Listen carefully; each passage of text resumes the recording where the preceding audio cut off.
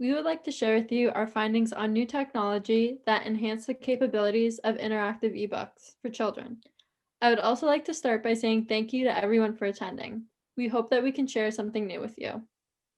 If you think of any questions throughout the presentation, please feel free to type them directly into the Q&A, and we will answer them at the end. Let's get started. I'm Hayden. And my name is Kaylee. We're third-year GCM students at Ryerson University, and we love the tech industry. Our team has worked together to provide an analysis of current technologies for interactivity in children's books.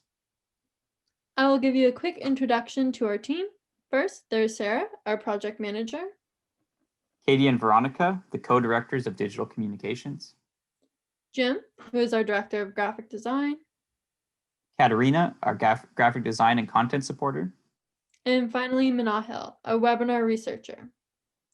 Okay, let's get into it. The classical definition of an ebook describes an electronic version of a printed book to be read on a computer or similar device. This definition can expand what we understand a book to be. An ebook can manifest itself as much more than a simple conversion from analog to digital. Today, we will explore how technology is enabling us to produce children's literature, which is new, exciting, and pushing the boundaries of the way we experience reading as children. Our group has researched and come up with what we believe is the essence of a modern, successful, and technologically informed children's ebook. We've split what we believe are the most important technologies on the market today into three categories: personalization, accessibility, and immersion. Today, we will be looking into what these technologies are and what they offer the world of children's publishing. Although a few of these technologies may seem far-fetched, in order to progress our experiences with media, it requires some out-of-the-box thinking. First, we will look at how personalization can be implemented in a digital format. So, as mentioned in the definition, ebooks are an electronic version of a printed book. But what if children want to have their very own personalized ebook? Turns out it is possible. The picture shown above is from a website called Customize that promotes women in STEM to young girls. They're encouraging this by providing free customized ebooks or customized books for purchase. I got a free ebook by creating my avatar and using my name in the provided dialog box, and it resulted in my own personalized PDF. So the image that you see there was a cover from the PDF. So let's start with a case study of a popular and successful company, Wonderbly. So Wonderbly wanted to make personalized books more advanced. Wonderbly has said that personalized books had been treated as a novelty item or as a commercial gimmick, and they were never written by good authors or illustrated by great artists. They weren't treated as a technology playground, unlike how our team thinks about them. So when purchasing a Wonderbly book, there are a significant number of variables customers can change, beginning with their name, but also including their gender, interests, location, and favorite foods. Various combinations result in different narratives for each story, or the impossible personalization that Wonderbly is famous for. A challenge that their company faces is that there's quite a complex operational challenge that comes with the print-on-demand business. So the operational challenges of printed personalized books, such as printing on demand, could be eliminated by having them as an ebook. So let's explore the idea. To help make the design process easier for personalized ebooks, there's a really cool tool in Adobe InDesign called Data Merge. So when I first open my team's ebook in InDesign, which is made by Katerina, I go to Windows, Utilities, and Data Merge.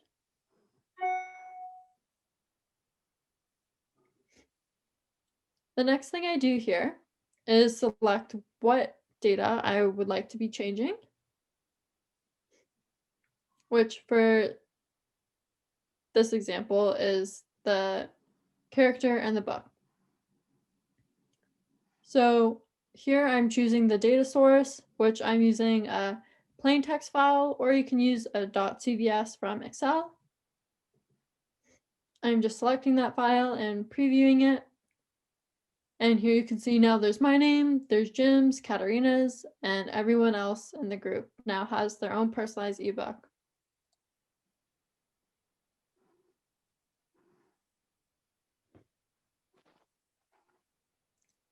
Now I'm just showing you what the plain text file looks like. There's just the title there and then all of our names below. So overall, data merge is a great use of technology to create many personalized ebooks at once. Thanks, Kaylee. Variable data seems like it holds an important place in digital media today. Now let's take a look at accessibility. Promoting accessibility is a no-brainer when it comes to digital media. It's no different with EPUBs. When it comes to accessibility, there are many advantages that a digital book has over a physical one. Accessibility, while not as glamorous as some of the other technologies we're talking about today, is a very important factor in the future of ebooks. A traditional publication appeals only to two senses, sight and touch. The digital element allows for the use of hearing as well. In fact, the use of digital delivery for this media allows publications to reach much more people than the traditional book ever could. In addition to audio experiences for the visually impaired and enhanced visual experiences for the audibly impaired, when we broaden our understanding of what an ebook is, the technology for modulated haptics can be utilized to deliver publications to even the deafblind. Here is a study from Stockholm University where researchers were able to use Morse code through a pattern of vibrations to deliver text and web navigation features to the deafblind. Research into digital inclusion technologies like this represent a niche which ebooks are perfect to fill. With publications being presented in a digital environment, research and advances like these are easily incorporated into a platform like children's literature. The digital medium of ebooks allows for many marketable accessibility features, which provide a competitive alternative to the traditional book. The most prevalent of these seem to fall into three categories: audio playback, display customizability, and color accommodation. These types of features include functions like read aloud animated stories, variable text sizing, and color blindness correction. These accommodations are particularly attractive in the children's market, as these issues are notably relevant in those who are learning to read or still learning basic concepts like color and sound recognition. Features like sets like these provide a powerful set of tools which is proprietary to the digital medium. Here's a quick video from DQ Systems, a leading digital accessibility firm which visualizes the core concept of some of these accessibility features. People with visual, auditory, motor, speech, and cognitive disabilities rely on various assistive technologies and alternate methods of interaction to use digital documents, web, and mobile apps. People with visual disabilities may rely on screen readers, braille displays, zoom functions, or high-contrast colors to get value from what's displayed on screen. People with auditory disabilities often rely on captions or transcripts for video content. People with motor disabilities might require speech-to-text software or keyboard-only interactions. People with speech disabilities require a non-vocal means of interaction. And finally, people with cognitive disabilities often require thoughtful and organized layouts with clear direction. Digital accessibility is the practice of making digital documents, web, and mobile apps accessible to everyone, including people with disabilities. Accessible sites and apps are perceivable, operable, understandable, and robust. As we move towards a more accessible world, inclusive functions like these are pushing their way into demand, and the potential for ebooks in this space is virtually unmatched. Okay, Hayden, that seems pretty cool. But what if children could go one step further and actually go inside the ebook instead of just reading it from the outside? It is now a possibility with virtual reality, also known as VR. Virtual reality is an industry very much in its infancy. The industry itself has shown excellent growth and is set to reach $2.6 billion by the end of this year. This is exciting for ebooks as there is still time to make an impact on this industry as it is developing. Thus far, the adoption of virtual reality for literature has been slim, with a focus on augmented reality rather than virtual. Both are effective tools for bringing children's books to life and promoting reader engagement. Presenting stories to children in a virtual environment is new, exciting, and conscious of the limited attention spans of a younger generation. Ultimately, virtual and augmented reality are just another set of tools which provides creative options to authors and publishers for differentiating themselves in the children's literature market. Now, let's watch a short video to get an understanding of reading in VR. This is an app by Places called Story VR. So as you can see, the user is inside this large library, and now they'll be opening a book.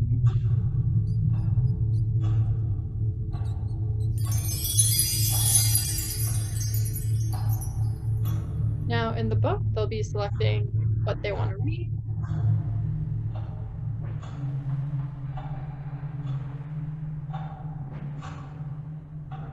and they're playing.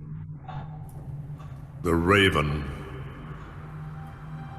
Once upon a midnight dreary, while I pondered weak and weary over many a quaint and curious volume of forgotten lore, while I nodded, nearly napping, suddenly there came a tapping, as of someone gently rapping at my chamber door. "'Tis some visitor," I muttered, tapping at my chamber door. So as you could see, it was pretty cool. They were switching between the library, and then they were even reading in outer space.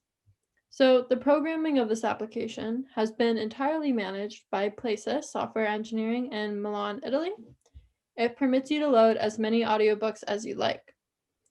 Additionally, it is designed for Oculus Glow, which we saw in a couple slides, and it costs about $300 at Best Buy, which is a comparable price to other gaming consoles. Additionally, if you would like to try the software, you can email Places to ask for special permission to try it for free. Right now, owners of virtual reality headsets and similar devices are typically young people and adult males. As this population ages and starts families, opening these devices up to additional markets becomes easier when a parent or relative is familiar with the format. This technology has yet to be implemented in the children's literature market. Most of my research has drawn back to adults experimenting with VR reading. There are a few sources who mention children reading in VR, but those who do are very excited for its possibilities. Thanks everyone for joining our webinar, and we hope you have a great day. Thank you.